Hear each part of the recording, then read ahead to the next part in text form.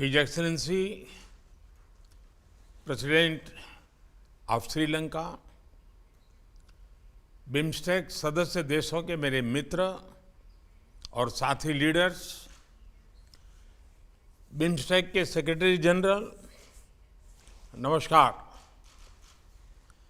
आज 5वीं BIMSTEC summit में आप सबसे मिलकर मैं बहुत ही प्रसन्न हूं। बिम्स्टेक की स्थापना का यह 25वां वर्ष है, इसलिए आज की समिट को मैं विशेष रूप से महत्वपूर्ण मानता हूं। इस लैंडमार्क समिट के परिणाम बिम्स्टेक के इतिहास में एक स्वर्णिम अध्याय लिखेंगे।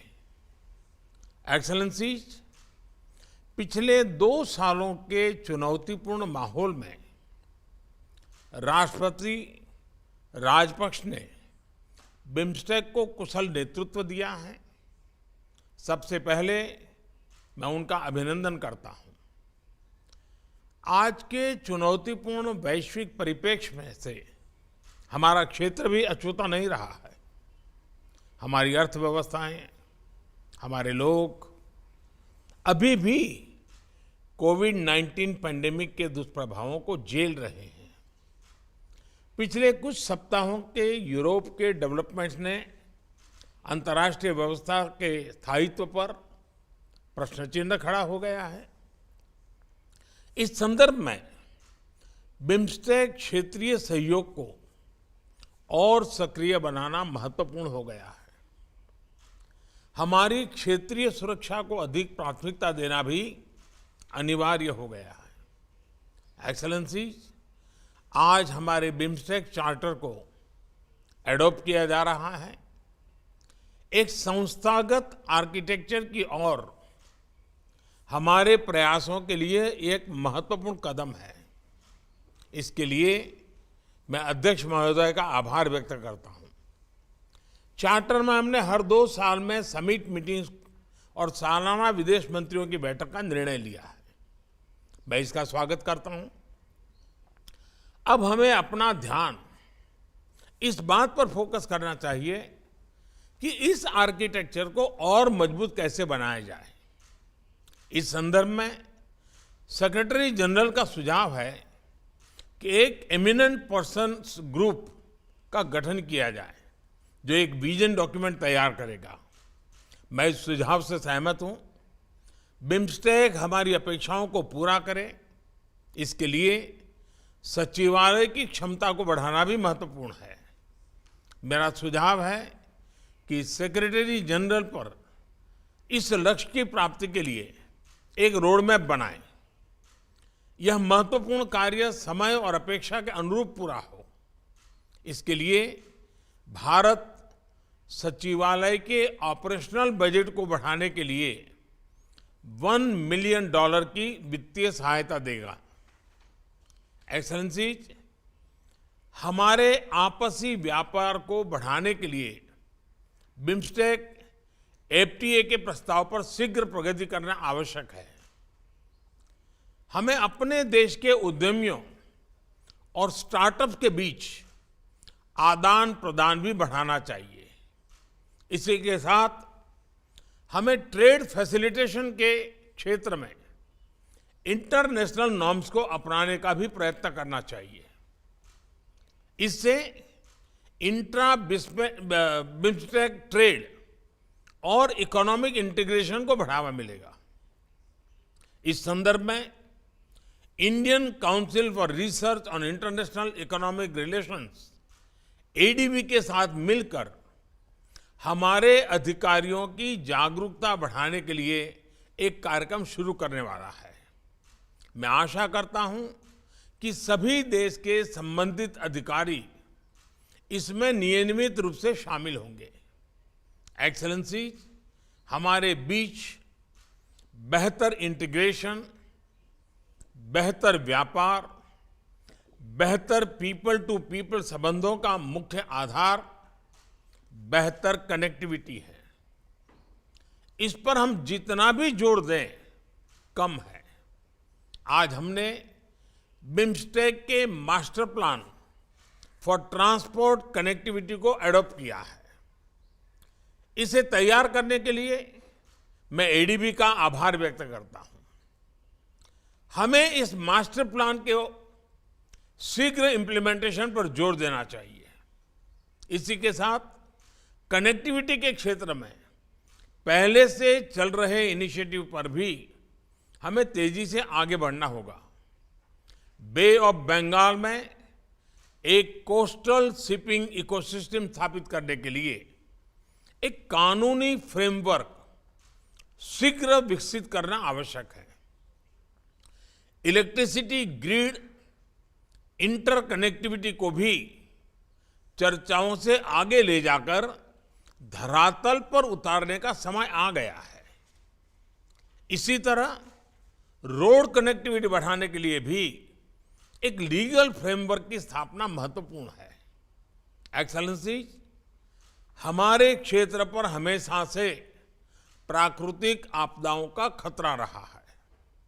डिजास्टर मैनेजमेंट, विशेषकर डिजास्टर रिस्क रिडक्शन पर सहयोग के लिए BIMSTEC centre for weather and climate एक महत्वपूर्ण संस्था है और इसे सक्रिय बनाने के लिए मैं आप सबका सहयोग चाहूंगा। इस सेंटर के कार्य को पुनः शुरू करने के लिए भारत $3 मिलियन का योगदान करने को तैयार है। भारत ने हाल में तीसरी बिम्स्टेक डिजास्टर मैनेजमेंट एक्सरसाइज पैनेक्स 21 आयोजित की। इस तरह की एक्सरसाइजेज नियमित रूप से होनी चाहिए ताकि हमारे अधिकारियों के बीच डिजास्टर के समय साथ काम करने की इंस्टीट्यूशनल व्यवस्था मजबूत हो। एक्सेलेंसीज, क्वालिटी एजुकेशन संबंधित सस्टेनेबल डेवलपमेंट गोल को प्राप्त करना हम सभी की राष्ट्रीय नीतियों का महत्वपूर्ण हिस्सा है। हम नालंदा अंतर्राष्ट्रीय विश्वविद्यालय द्वारा दी जाने वाली बिम्स्टेक स्कॉलरशिप योजना का विस्तार करने और उसका दायरा बढ़ाने की दिशा में काम कर रहे हैं। हम बंगाल की खाड़ी को केंद्र में रखते हुए मरीन साइंस पर ज्वाइंट रिसर्च को बढ़ावा देने का भी प्रयत्न कर रहे हैं। कृषि क्षेत्र सभी बिम्स्टेक देशों की अर्थव्यवस्था का आधार है। हमारे बीच वैल्यू एडेड कृषि प्रोडक्ट्स की रीजनल वैल्यू चेन बनाने की अच्छी संभावनाएं हैं। इसके लिए हमने भारत के एक संस्थान RIS को व्यापक अध्ययन करने का कार्य दिया है।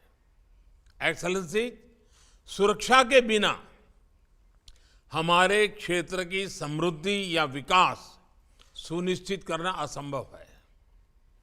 काठमांडू में हमारी चौथी समिट में हमने आतंकवाद, ट्रांसनेशनल क्राइम और नॉन ट्रेडिशनल थ्रेट्स के खिलाफ क्षेत्रीय कानूनी ढांचे को सुदृढ़ करने का निर्णय लिया था। हमने अपनी लॉ एनफोर्समेंट एजेंसीज के बीच सहयोग बढ़ाने का भी फैसला किया था। मुझे खुशी है कि हमारा कन्वेंशन टू कॉम्बैट टेररिज्म पिछले साल से सक्रिय हो गया है। आज की समिट के दौरान हमारे बीच mutual legal assistance treaty on criminal matters पर भी हस्ताक्षर हो रहे हैं। इसी तरह के अन्य इंस्ट्रूमेंट्स पर भी हमें तेजी से आगे बढ़ना चाहिए ताकि हमारी कानूनी व्यवस्थाओं के बीच बेहतर समन्वय बन सके।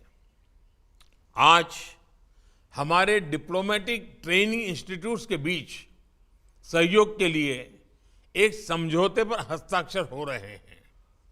ऐसा ही एग्रीमेंट हम अपने लॉ एनफोर्समेंट ट्रेनिंग इंस्टीट्यूट्स के बीच भी कर सकते हैं। भारत की फॉरेंसिक साइंस यूनिवर्सिटी अपनी फील्ड में एक यूनिक वर्ल्ड क्लास संस्था है। हम इसमें बिम्स्टेक देशों के पुलिस और फॉरेंसिक ऑफिसर्स के लिए कैपेसिटी बिल्डिंग की व्यवस्था भी कर सकते हैं। एक्सेलेंसीज, आज जब हमारा क्षेत्र स्वास्थ्य और इकोनॉमिक सिक्योरिटी की चुनौतियों का सामना कर रहा है, हमारे बीच एकजुटता और सहयोग समय की मांग है।